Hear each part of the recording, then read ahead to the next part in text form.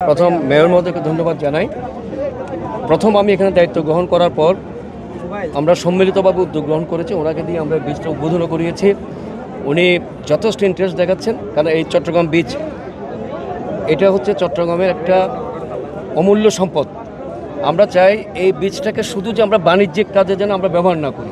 আমরা চট্টগ্রাম উন্নয়ন কর্তৃপক্ষ ছিল চট্টগ্রামবাসীর এবং সিটি কর্পোরেশন চিন্তা করতেছে, প্রশাসনও চিন্তা করে যে চট্টগ্রামবাসীর একটা বিনোদনের কেন্দ্র, বাংলাদেশের একটা বিনোদন কেন্দ্র এবং সারা বিশ্ব থেকে যারা পর্যটন আসবে, বাংলাদেশে পর্যটনে আসবে পর্যটকরা, তাদের জন্য একটা অমূল্য জায়গা। এটার কিন্তু ইনডাইরেক্ট বেনিফিট অনেক, কিন্তু আমরা যে উন্নয়নের কাজগুলো করছো এটা একটু থমকে গিয়েছে আমাদের নিজেদের মধ্যে। আমাদের সমন্বিতভাবে আগাচ্ছিলাম যে এই থমকে যাওয়ার পিছনে অনেকগুলো কারণই আছে। আমার কাছে কেন যেন মনে হয়েছে, আমি সরাসরি বলি যে বীজটাকে যেন আমরা কোনোভাবে বাণিজ্যিকভাবে ব্যবহার না করি।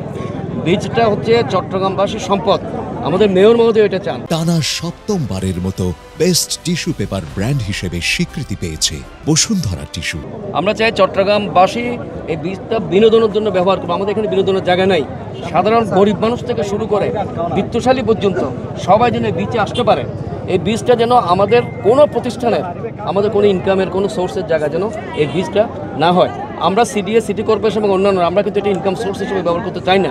আমরা চাই চট্টগ্রামবাসীরা আনন্দে থাক, এবং এই জন্য আমরা এখানে এই বীজ থেকে যে দোকানগুলো করা হয়েছে আমরা এগুলো আহ্বান করবো জেলা প্রশাসন এবং অন্যান্য আমরা সবাই মিলে সম্মিলিতভাবে এটাকে পুনর্বাসন করব। পুনর্বাসনের জন্য আমাদের জায়গা আছে, আমরা তাদেরকে মোটিভেট করতেছি। আমরা মেয়র মহোদয়ের সহযোগিতা নিব, প্রশাসনের সহযোগিতা নিয়ে আমরা এই দোকানগুলোকে সেখানে পুনর্বাসন করব। এই সম্পূর্ণ বীজটা উন্মুক্ত থাকা দরকার।